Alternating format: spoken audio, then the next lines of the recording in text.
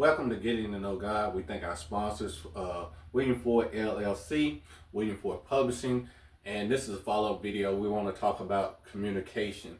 The last video we talked about standard and how to set the standard, but this video we want to talk to you about one of the greatest questions I was ever asked in my life.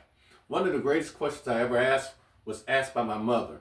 And my mother asked me these profound words. She said, "Who do you think you're talking to?"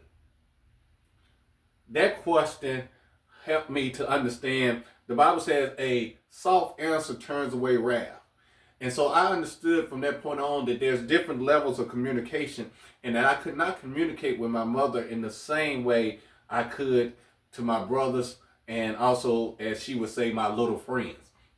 So in this video, we're going to talk about how to better your communication, to better your relationship, not just with your parents, but with your children, with your spouse, how to talk your way into a better relationship, because that's what we're striving for. And so in today's video, we're going to talk about communication and how to achieve those different levels and how to measure where you are with your communication and to see how effective or ineffective you may be at communicating to those who matter most. So first of all, our parents grew up teaching us how to talk, but they didn't necessarily teach us how to communicate. They taught us wonderful principles like just a little talk with Jesus makes it all right. Jesus on the main line, call him up and tell him what you want. Those things are true. And so we really became very, very good at talking, but we hadn't become effective listeners. And communication is a two-way street. It's not just my ability to send information, but it's how well I receive it in return. And we've all heard the saying that sometimes we're listening not to understand, but we're listening to respond. And we want to just heighten our sense of awareness to make sure we are listening and we're measuring how well people receive and understand what we're conveying. So in today's video, we want to talk about communication and how to get to that next level as it pertains to communication. One of the things that we talked about in the other video was about setting a standard and having a standard. And the same thing holds true for communication. First of all, in order to be an effective communicator, you have to have a standard. You have to have a way of measuring how well you communicate. One of the things that before you even open your mouth and attempt to communicate anything, here's what you must have. I'm going to draw something here as best I can. You have to have a target. In writers' terms, they say a target audience. So when I'm writing my books, I always have a target audience in mind. I'm just not generally speaking in most cases. I have a specific group of people that I'm aiming for. And so I have a target audience. You also have to have a target audience based on who you're talking to. By having a target audience, it's going to make your life a lot better. So here's what happened oftentimes. We don't realize our words have power, and we don't realize that our words are like arrows. And so sometimes what happens is, I'm going to draw some little people out here.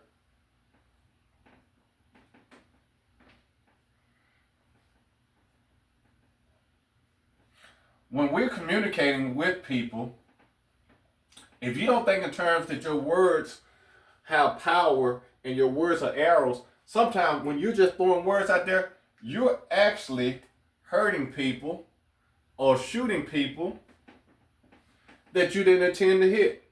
And I know our parents said a hit dog would holler, and we didn't necessarily take a lot of responsibility for the people we hurt, but we really should. We really should think more about these innocent people that we sometimes hurt with our words. Our words probably kill more people than guns or bombs would ever kill.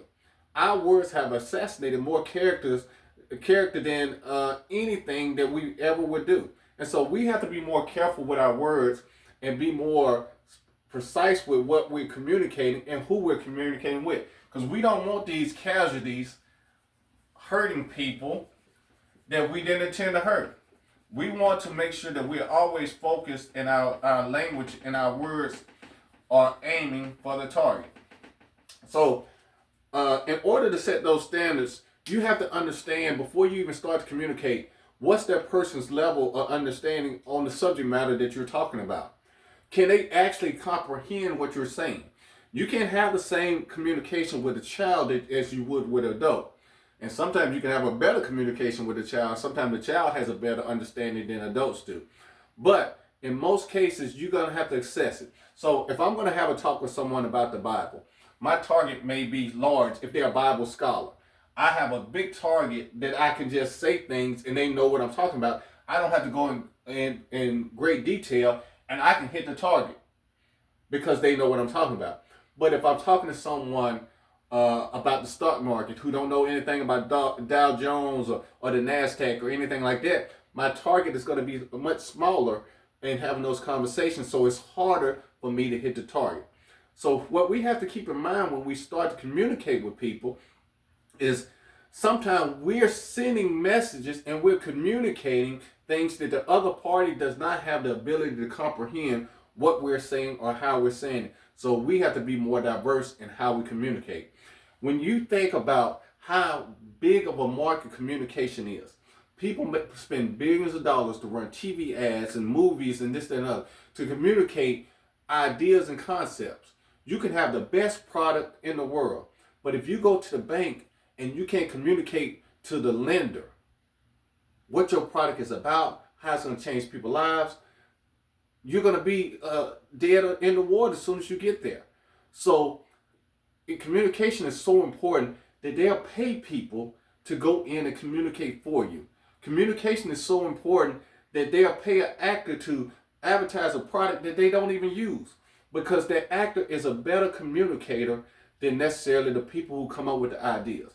So that kind of puts in perspective how important and how valuable communication is. So with that in mind, when we start to communicate, we have to make the most of our ways to communicate. Some people can verbally communicate. Some people can write. Some people can text. Some people can email. We have all these ways to send these messages and all these ways to communicate with one another. And the more you master, the more successful you're going to be. So as it pertains to your relationships and you're trying to communicate, you have to assess, how big is my target? If I'm talking to my wife about something that she's sensitive about, if we're talking about family matters or in-laws, or she's talking about my in-laws, we know that the target is much smaller. Our room for error is much smaller in areas of sensitivity. So you can't say everything and naturally assume that they understand it. When you're talking about areas of sensitivity, your target may be only this big. And so sometimes we have to start there in order to assess, well, what can I say and what can I not say? Sometimes the target is huge. But nevertheless, we don't want to just use our words to unintentionally hurt people or cause miscommunication, because it's too important. And the people who we're trying to communicate with, they're too important too. So what we have to do, as we did in the past, as it pertains to communication, just like we did in the last video, we have to establish some things. We have to establish a minimum. We have to establish a maximum. And in the middle, as you know, it's the standard. What's our standard for communication? Not just how we communicate, but how often we communicate. Do we talk every day? Do we talk once a week? How often do we talk about money? How often do we talk about insurance and things of that nature? How often do we talk about retirement and investment and things of that nature? Because sometimes the standard and the expectation is different. Some people don't want to talk about money every week. Some people don't want to talk about the bills every week. Some people don't want to talk about the children every week, or whatever the case may be. So you have to establish a standard. And so once you establish that standard and then you establish your target, then you will have much better communication and you'll have a much better relationship with that person in which you're trying to communicate with. Hope this video blessed you. We'll see you on the next video.